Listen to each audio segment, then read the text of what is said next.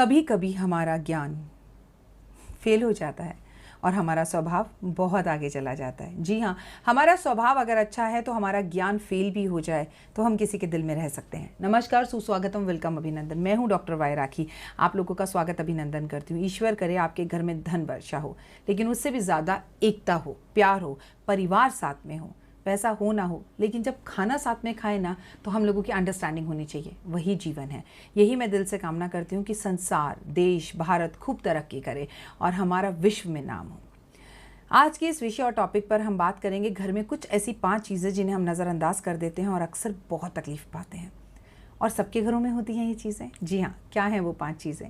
सबसे पहली बात, अक्सर हमारे घर की नालियाँ बंद हो जाती हैं। थोड़ा बहुत डंडा मारा, तेजाब डाल दिया, खोला, ठीक है, उसको लाइटली लिया। आपको पता है, हमारे यहाँ शास्त्रों में हमारी दादी परदादी दीपावली पर नाली के पास दिया ज़रूर जलवाती थी। तो कोई तो रीज़न होगा ना। तो आपको एक बात बता दूं, अगर आपके घर की नालियाँ बार बार रुक रही हैं तो ये संकेत है कि आपके घर में दरिद्रता जल्द आने वाली है, पैसे की प्रॉब्लम और बड़ी एक घटना होने वाली है। एक बार दम लगाकर घर के गटर नाले सब अच्छे से साफ करवाइए।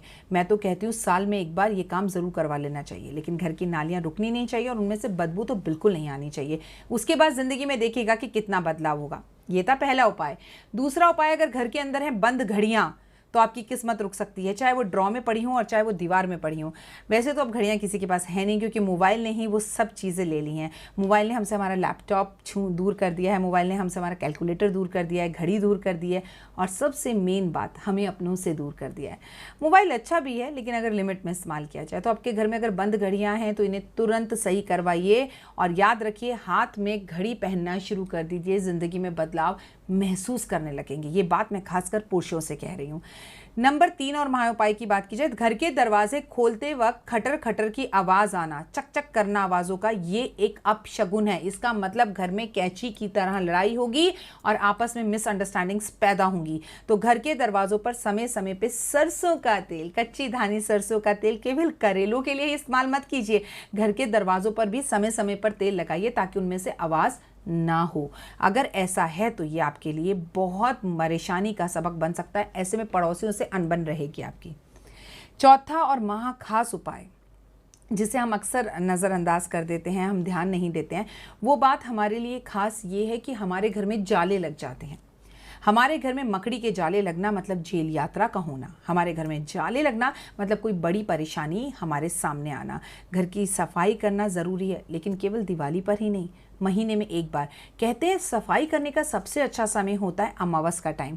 अमावस वाले दिन अपने घर की सफाई कर कर सारा कबाड़ घर से बाहर निकालना चाहिए और उसे बेचना चाहिए। फ्री में किसी को नहीं देना चाहिए, उससे घर का राशन लेके आना चाहिए, इससे तरक्की होती है। घर की चौखट को अमावस वाले दिन ज़रूर धोना चाहिए।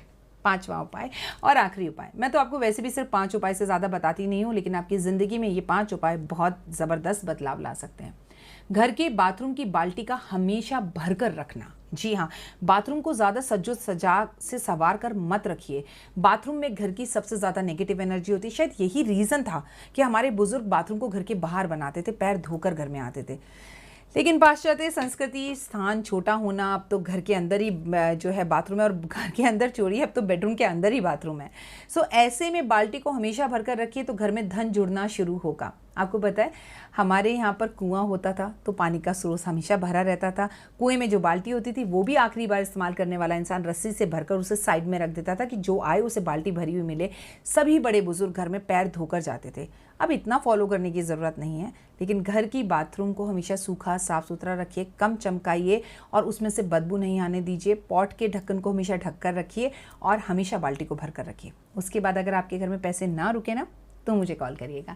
बैठे आज का पंचांग देख रही थी कि हो क्या रहा है दुनिया में, क्यों इतनी राजनीतिक उथल पुथल हो रही है, आखिर कब ये रोज़गार के साधन जो है खुलते हुए दिखेंगे। बुध ने भी अभी अभी अपना स्थान बदला है, मतलब बुध का कुछ चक्कर ऐसा चल रहा है कि बुध आपकी बुद्धि को हरण कर सकता है, या बुध आपके बुद्ध पे बैठकर, आपकी बुद्धि में बैठकर आपको बहुत कुछ दे सकता है। ये तमाम तरह की चीज़ें बस कुंडली में बैठकर देख रही थी मैं कि क्या करा जाए। वृषभ राशि में बुध का गोचर इस वक्त वृषभ राशि वालों के लिए बहुत अच्छा है।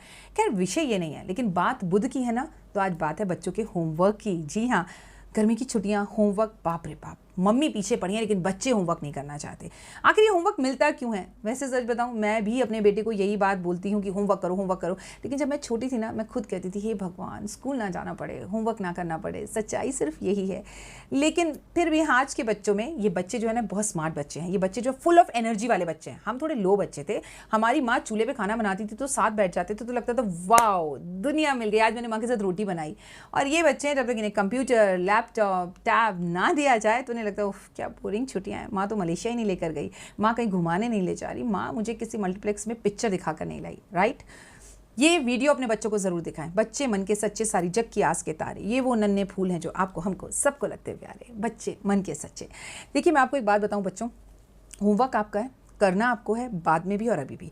सबसे पहली बात को समझ लीजिए, समय बेहद उत्तम है होमवर्क करने का। फटाक से अपना होमवर्क करो और उसके बाद मम्मी को ब्लैकमेल कर रोज मम्मी से कोई भी चीज़ मांग सकते हो। अपने होमवर्क के लिए सर्वोत्तम समय समझ लीजिए। सुबह उठकर जल्दी आप मॉर्निंग वॉक पर ज़रूर जाइए। ये आपकी हेल्थ को सही करता है। मैं कोई डॉक्टर नहीं हूँ जो आपको हेल्थ टिप्स दे रही हूँ, मैं आपको रीजंस दूंगी। सुबह सूर्य का प्रकाश बहुत तेज होता है। जब आप होमवर्क करने बैठेंगे तो आप सोचेंगे कि मैं एक सब्जेक्ट का होमवर्क कर लूँ, पर दो सब्जेक्ट के कर लेंगे। तो होमवर्क करने का राइट टाइम है मॉर्निंग में। जब आप होमवर्क करने बैठे तो वहां अगरबत्ती जरूर जलाएं। अपने होमवर्क के अंदर आप मोर पंख जरूर रखें। मोर पंख का इस्तेमाल करना अपनी स्टडी टेबल पर, और मम्मी से कहकर, पापा से कहकर, बहुत ज़्यादा ज़रूरी है कि आप एक एजुकेशन टावर अपने टेबल पर रखें। इससे आपका पढ़ाई में मन लगेगा।